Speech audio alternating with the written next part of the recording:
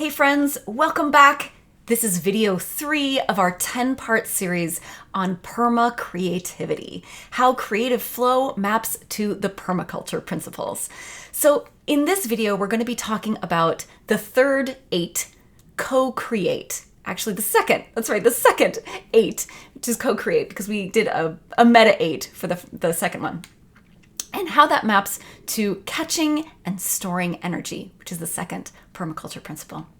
So now that you have observed and gently interacted with the natural flow of your own energy, now it's time to tap into the abundant creative energy that surrounds and flows through you.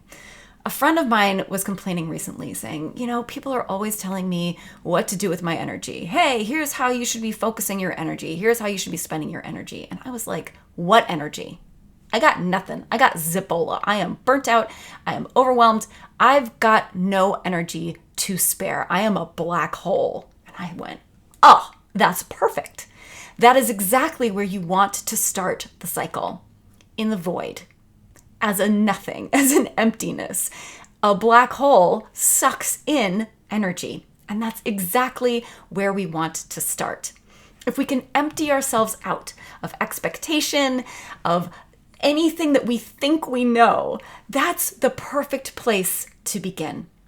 An energylessness. Because guess what?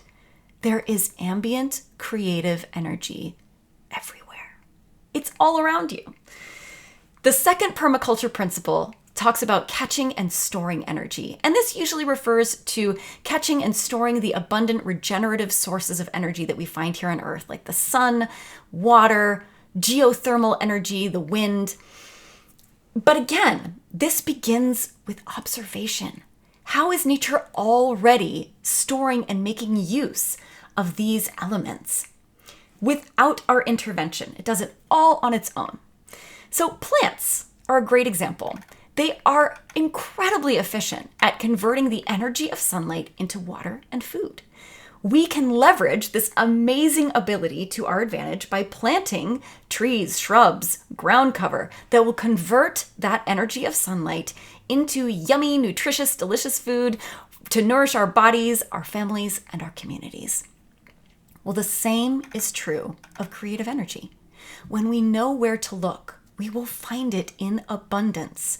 And we will discover all the ways we are already converting it into value for ourselves and others, and come up with new ways to leverage those processes to create even more value with even more ease and enjoyment.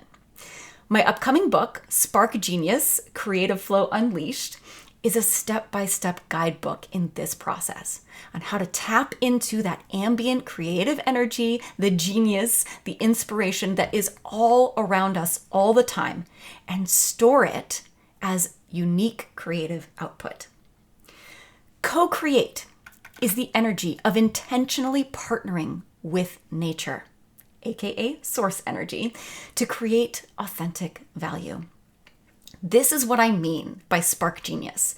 We are deliberately inviting the spark of inspiration to light us up with innovative ideas, wild imaginings, and audacious dreams that we can then convert into tangible value for our audience, services, solutions, etc.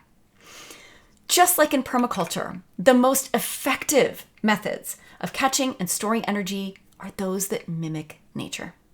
And this is why the cycle begins with that emptiness, that contemplative observation of what your energy wants to do all on its own, and what energy surrounds you and what it does all on its own. So returning to the example from our contemplate video, say you have observed that you tend to get this burst of creative energy during your morning shower. Now, how could you effectively store this creative energy for conversion into value for your audience? Could you perhaps schedule in some buffer time after your shower to record any ideas that you may have come up with via voice note, journal, doodling, whatever works best for you? Experiment with different ways to invite more creative energy into your daily routine. Now that you've observed which activities give you energy, these are your authentic gifts, P.S., and which drain it away, And then start intentionally designing a routine that leaves you feeling refreshed, replenished, that gives you that energy, that fills up your cup, that lights up the light inside of you, right? Lights that light behind your eyes. Find more opportunities to give those authentic gifts and accept holistic value in return. That is what we need to do instead of prioritizing whatever we think will get us money, right? The more we focus on, hey, I know I can get paid to do this, so I'm just going to prioritize that. It's going to drain you. It's going to take away energy that you could be using to create more and more value for yourself and for others.